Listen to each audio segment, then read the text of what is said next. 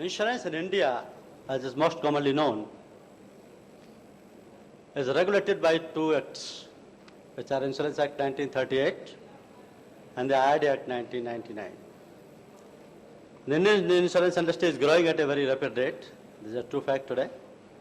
And there is a great opportunity for companies to come in and take over significant portions of the market. Interesting facts related to the Indian insurance industry are, currently, the general insurance industry size is rupees 50,000 crores. While before 2000, this industry was regulated and the general insurance industry was working under the General Insurance Corporation of India with 4 subsidiaries. Now terrorism pool and motor TP pool are also operative. Market has been de-tariffed except motor third-party insurance. More than 200 products are there in the market, but only 40-50 are in vogue, which are sellable in the market. Average ticket size of general insurance policy is rupees 5,000 only. Intermediary channels have been extended to corporate agents, brokers, and bank assurance, which were not there before coming the IRDA Act into the existence. As on date, there are 24 general insurance industry companies, including 4 PSUs. Out of them, 2 specialized companies like NIA and ECGC, and 3 standalone health insurance companies are in operation. India's GDP rate in insurance sector is currently in the first quarter of 2011 is 8% as compared to first quarter of 2010, then it was 11.80. There is the size of the insurance industry, both life and general. Now the general insurance industry has gone up to 50,000 crore. And the first session, our general manager GIC said, still the penetration of non-life insurance is very, very low. This is still 0.63% in India. There is the increasing proportion of working population in India. Highest is into the 15 to 64 age group. And this is the position of the non-life industry as on June 2011, that is after the completion of second quarter. So in second quarter also, the industry has gone up to the 14,045 crores with the growth rate of 22.35%. Portfolio-wise, if we see the industry, the biggest portfolio is, of course, motor insurance. That contributes around 40%. And the second one is health insurance, that is somewhere between 20 to 25. So these segments make around 65% portfolio of the non-life insurance business.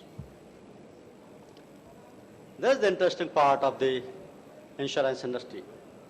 The insurance contract is the contract of adhesion. Means all the contracts defined by the various codes goes in favor of insureds. Because this is the insurer who has defined, who has made the policy terms and conditions. So the rationale is that since the insurer chose the policy language, it can be assumed that the insurer has sought to limit its scope. So the fairness dictates that any doubt as to the meaning of the language used should be resolved in favor of the insured. This is a projection of non-life premium in India. Currently, 2011, obviously this will exceed 50,000 crore, and it will go on. By 2014, it is expected that it will go up to 82,000 crore. CRISIL and SHM estimated that the penetration of general insurance in the country continues to remain low despite the industry recording an impressive growth of 16% during the 5-year period ending. India still ranks 136th on the penetration level and lags behind China, who has the 106th number, Thailand 87, Russia 86, Brazil 85, Japan 61, and the US 9th rank. It attributes the low general insurance penetration level at 0.63% of the GDP as against the world's average of 2.14%, to low consumer preferences, largely untapped rural market and constant distribution channels are there. In India, the insurance demography says that insurers generally maintain fairly high level of capital and liquidity and low levels of leverage relative to the other financial institutions. While the insurers also follow relatively conservative investment strategies, this is consistent with the nature of the insurance business. Further, maintaining conservative portfolios of asset products protects insurers against wide swing in the value of their investments. And the liquidity is important as general insurers are prepared to cover large losses arising from catastrophes and other contingencies. This is the Indian insurance demography. Now coming to the pricing aspect. So the pricing objective says, in the form of underwriting according to risk profile, low risk is equal to low price. High risk is equal to high price. Law of large numbers says the premium charge will not cover all costs per risk, but rather per portfolio, because risk premium covers the expected average loss for the policy. And price to cover must include claims, expenses, reinsurance, safety margins, and ultimately the profit components. The problem of adverse selection in India is just due to the following reasons. In a worst case scenario, an insurance market would fail because no insurer can survive by selling coverage for less than its cost. If you remember, in the morning session, our chief guest said, a statistical backup is not there in our country. And 2-3 years before, the regulator has started to gather the data bank. And they have collected the data related to motor and health insurance. Of course, these two are the biggest portfolios that contributes around 65% of non-life to the industry.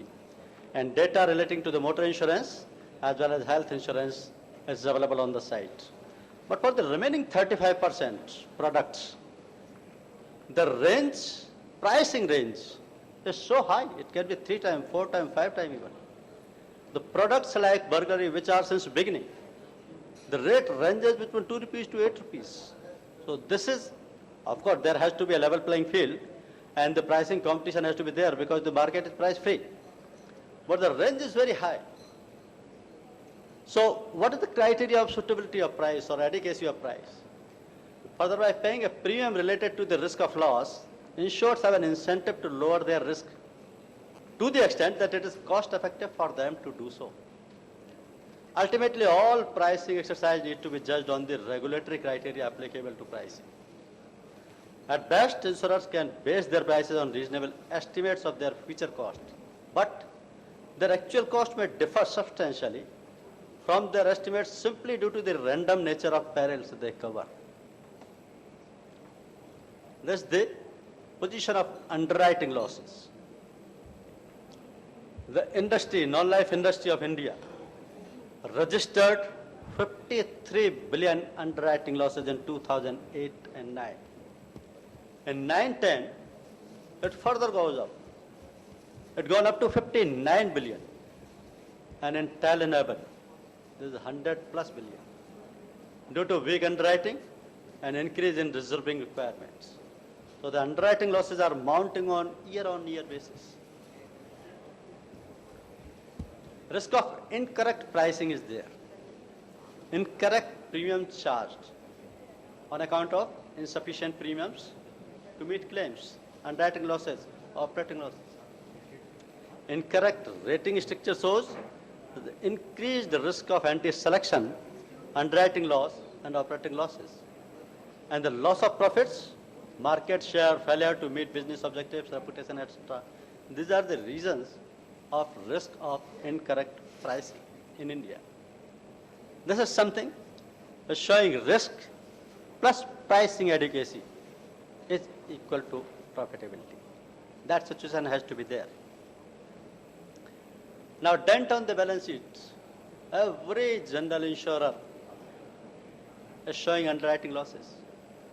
And these underwriting losses are direct having the impact on their balance sheet.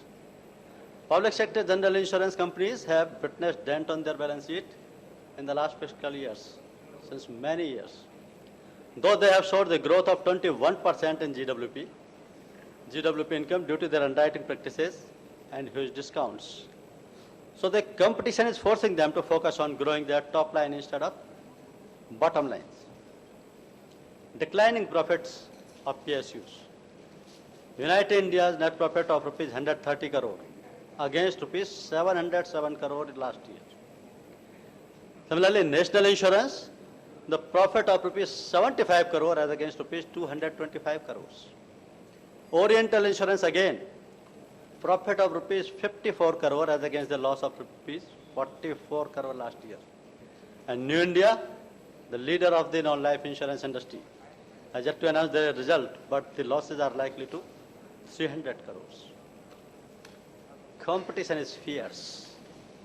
On account of price-free market, the competition is fierce. Currently, the premium is growing, but not the profit. What matters for accepting the risk is cost, which covers all future contingencies. And cost of insurance is depending upon losses, expenses, cost of capital. So to remain viable, insurers must earn extra